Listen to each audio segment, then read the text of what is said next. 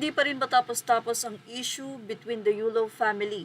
Pero tila humupa na nga ngayon ang tesyon dahil puro magagandang balita na nga lang ina-update nila Sir Mark Andrew Yulo, pati na rin ang kanyang may bahay na si Ma'am Angelica Yulo, kung saan ay kanya-kanya nga pong mga achievement or pagtulong ng mga netizen ang kanilang ina-update.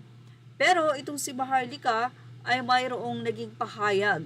Nako, kung mangkukulam lang daw siya, ay kinulam niya na si Chloe at si Carlos. Hindi para busbusin o ano paman, kundi para maging matino daw ang mga isip nito. Anyway, narito po ang ilan sa mga ibinahagi ni Maharlika na salita matapos kumalat o sobrang mag-viral sa social media ang issue nila Carlos Yulo, Chloe Saduce at ng kanilang ina na si Angelica Yulo, pati na rin ang amang si Mark Andrew Yulo. Pahayag ng kilalang personalidad na si Maharlika, narito ang kanyang naging say sa issue ni Carlos Yulo sa inang si Angelica Pacos Yulo. Magulang? Galit ako palangga. I'm serious, hindi ko maano yung sarili ko, hindi ko mapigilan. Well, sabi na, huwag kayong mag-alam kasi family yan. Oh, really? Oy, yung perang binigay sa kanya, pera natin. Pera nyo, pera ng bayan. Kaya may karapatan kaming magnalngal. Lalo na ako, di ba? Di ba, palangga, life is good. Nakakagalit eh. Hindi kami makialam dahil family chuchu. Eh bakit ang ingay ng bunganga ng dalawang magjawang mga palipandas? Hindi yan national pressure. Nakakahiya. At kahit ano pa, kawawa yung mga magulang kasi no matter what, anak nila yun, yayakapin pa rin nila yun. Pero yan ay dapat aral sa mga batang mga suwail.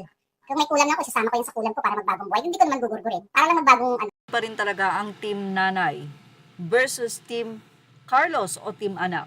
Siyempre may mga anak na nagsasabi na magulang mo pa rin yan kahit anong sama, dapat igalang at respeto.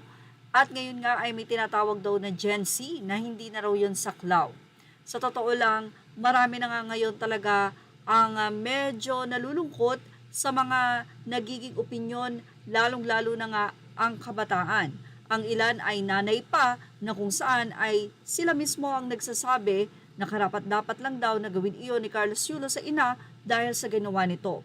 Ang tanong dyan, ano nga po ba talaga na kasama-sama ang ginawa ng ina ni Carlos Yulo para tila isumpa na nga nito ang ina at pati ang kanyang partner na si Chloe San Jose ay hayaan niyang i-mock o tuyain ang mga magulang.